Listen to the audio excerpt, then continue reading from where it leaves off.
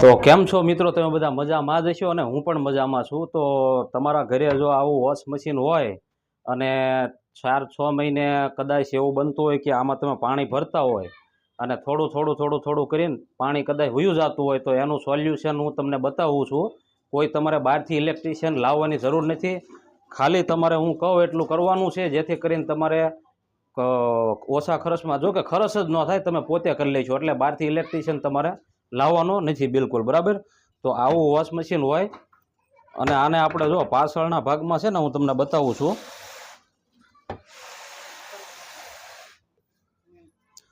તો જુઓ મિત્રો, આ છે ને મશીન, વોશ મશીન. આને તમારે આ રીતે અહીંયા પાછળ છે ને આ રીતનું બે લાગેલું હોય છે ફાઈબરનું, અને અહીંયા 4 થી 5 સ્ક્રૂ લાગેલા હોય, જેને આપણે ખોલી લેવાના છે. બરાબર?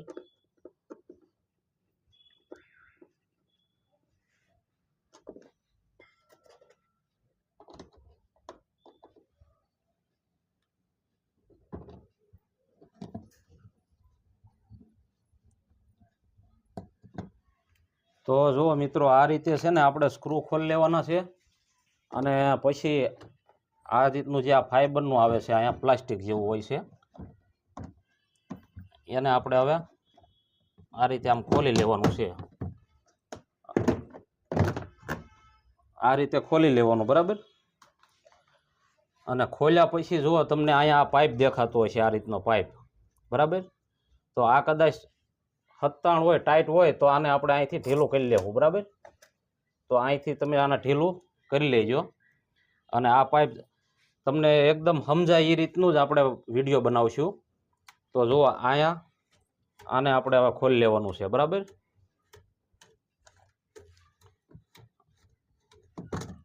આમાં સ્પ્રિંગ હોય છે અને આ રીતનું લબ્બર હોય છે, જેથી કરીને આ દાબમાં રાખતું હોય છે. ઘણીવાર કેવું બને કે આની અંદર કચરો જમા થઈ જાય, જે આપણે કપડાં ધોયેલા હોય ને એનો ટોટલ ડોળ જે કાંઈ હોય ને એ બધો આની માલપા જમા થઈ જતો હોય છે. એટલે આને આપણે સાફ કરવાનું હોય છે. કેમ કે ઘણીવાર તમને ખબર જ હશે કે પાણી તમે નાખતા હોય એમાં પણ ધીમે ધીમે વયું જતું હોય. તમને કદાચ એમ થતું હોય કે આ પાણી વયું ક્યાં જાય છે, પણ ખરેખર એ આની માલપા જામ થઈ જાય ને એટલે પાણી લીકેજ ફોલ્ટ દરેક મશીનની માલપા આવતો હોય છે. કોઈને 6 મહિને આવતો હોય, તો કોઈને 12 મહિને આવતો હોય, પણ દરેક વ્યક્તિને આવતો જ હોય આ ફોલ્ટ. તો તમને ખાલી હું બતાવું એ રીતનું કરી નાખશો એટલે તમારે ઘર બેઠા ક્લિયર કટ એકદમ સરસ મજાનું થઈ જાય છે. અને હા મિત્રો, વિડીયોમાં નવા હો તો લાઇક, શેર અને સબસ્ક્રાઈબ કરવાનું ભૂલતા નહીં, જેથી કરીને આવા બધા જ વિડીયો મારા તમને સૌથી પહેલાં મળતા રહેશે. તો બન્યા રહેજો કન્ટિન્યુ વિડીયો. અને મિત્રો, જ્યારે તમે આને સાફ કરો છો ત્યારે તમારે અહીંયા બધો ઇલેક્ટ્રિક વાયર ને મોટર ને આવું બધું છે, એટલે આને શું કરવાનું છે, આપણે એક પ્લાસ્ટિક લઈ લેવાનું. પ્લાસ્ટિક લઈ અને આ રીતે આપણે આને અહીંયા પેક કરી લેવાનું છે, આ રીતે જુઓ, જેથી કરીને આપણું વાયરિંગ છે એમાં પાણી ન જાય અને પલળે નહીં. બરાબર છે? અને બીજું એક ખાસ મિત્રો કે જુઓ, આ રીતનું લારીમાં મળતું હોય છે 10 થી 15 રૂપિયા, માત્ર 15 થી 20 રૂપિયાનો જ ખર્ચ છે. તમારે આવું લઈ લેવાનું, કોઈ પણ જગ્યાએ લારીમાં મળી જાય છે. બરાબર છે? તો કઈ રીતે આપણે આને સાફ કરવાનું છે એ પણ હું તમને બતાવી દઉં. પાણી લાવો. તો જુઓ મિત્રો, એમાં કાંઈ અત્યારે છે સેજઈ છે, ચોખ્ખું એકદમ છે. હમણાં તમને બતાવું કેટલો બધો ડોળ એની માલપા આવશે. તો જુઓ, તમારે સાફ કરવા માટે આ રીતે સૌપ્રથમ તો પાણી નાખવાનું છે. બસ.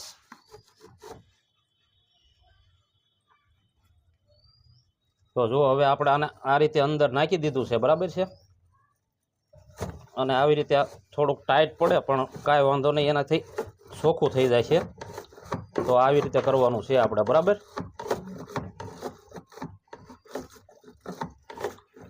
તો તમે જોતા હશો એમાં કેટલો બધો રગડો આવે છે અત્યારે.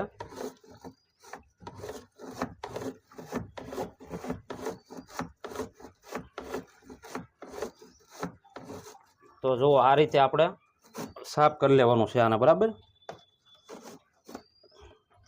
જુઓ તમે, આ બધો આ કેટલો બધો કચરો છે એની માલપા. અને ફરી એકવાર આપણે પાછું આ રીતે કરી લેવાનું છે, જેથી કરીને જેટલો પણ ડોળ છે એ બધો બહાર વી આવે.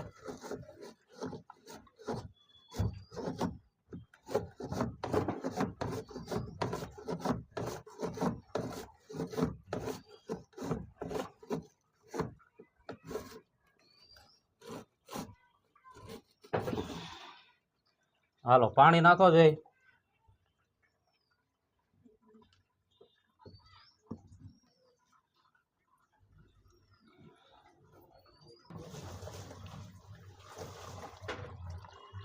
તો જો મિત્રો કેટલું સરસ મજાનું ચોખ્ખું સાફ થઈ ગયું છે.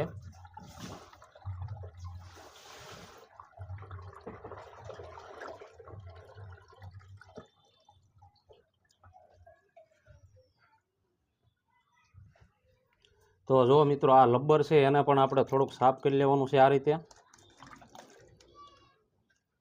જો તમે આમાં કીચડ કેવી છે, જો આવું બધું સામી જતું હોય છે, જેના કારણે આ પાણી જે છે એ અટવાઈ જાય છે.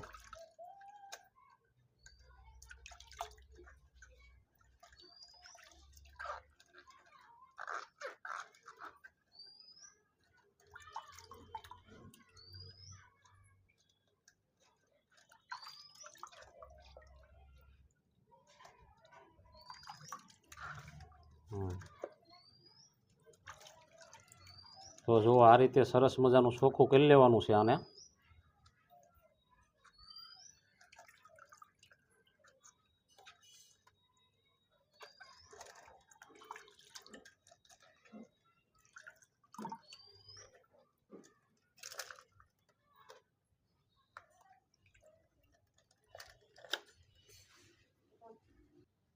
અને આ મિત્રો એક વસ્તુનું થોડુંક ધ્યાન રાખજો તમે.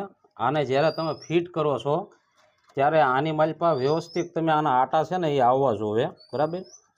જો આ રીતે આપણે આને પહેલાં મૂકી દેવાનું છે આ રબરને, બરાબર. હવે રબરને મૂક્યા પછી આના જે આટા છે એ વ્યવસ્થિત તમારે સડવા જોવે, જેથી કરીને રબર છે એ સરખું બેસે. નકર પછી પાછું પાણી તમે નાખશો એટલે પાણી આની અંદર આવીને સીધું મશીનની અંદર જાય છે અને અહીંયા બધું આ રીતનું વાયરિંગ છે એ પલળ છે, બરાબર છે. એટલે આ એક ખાસ ધ્યાન રાખજો તમે. બાકી કાંઈ એવું કાંઈ ખાસ છે નહીં આની માલપા. કોઈ પણ વ્યક્તિ ઘરે કરી શકે છે. અને આ મેં આ જેમ કીધું એમ આ જે બટન રહ્યું ને આ દોરીનું, એને ઢીલું ટાઈટ કરવાનું છે, બરાબર. આ રીતે પાણી જે રહ્યું એ આપણે નાખીએ એટલે શું થતું હતું, પાણી વયું જતું હતું. હવે એ પણ તમને હું બતાવી દઉં કે પાણીનો જે ફોલ્ટ હતો એ કમ્પ્લીટ અત્યારે થઈ ગયો છે. હવે પાણી લીકેજ આમાંથી સહેજે નહીં થાય. તો અહીંયા બતાવ્યું તો જો અહીંયા થઈ અને પાણી આ પાઇપલાઇનની માલપા વયું જતું હોય, પણ હવે જુઓ તમે પાણી જશે નહીં તમારે. અને મિત્રો આ જુઓ અહીંયા આ જગ્યા ઉપર જાળી લાગેલી હોય છે. આને દર 8 દિવસે તમારે સાફ કરી લેવાની. અહીંયા બધું ગંદકી બહુ આવી જતી હોય છે. આની અંદર પણ આ બધું ગંદકીનું ભરાઈ જતું હોય છે. તો આને દર 8 દિવસે તમારે સાફ કરી લેવાની છે. અહીંયા બધું ચોખ્ખું કરી લેવાનું, જેથી કરીને મશીનની આવડતા વધે. અને ઓલરેડી આપણે આનો ડીશનો વિડીયો કમ્પ્લીટ આપણે આની પહેલાં પણ એક બનાવેલો છે, બરાબર છે. તો ન ખબર હોય તો આ વિડીયો આપણો જોઈ લેજો, આનો પણ બનાવેલો છે ઓલરેડી.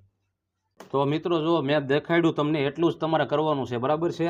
આ કમ્પ્લીટ થઈ ગયું. હવે તમારે જે પાણીનો લીકેજનો જે ફોલ્ટ છે એ કાયમી માટે નીકળી જાય છે. કાયમી એટલે 6 મહિને 1 વર્ષ દિવસે તો આ કરવું જ પડે. અને પછી આપણે આને પાછું ફિટ કરી લેવાનું છે, બરાબર છે.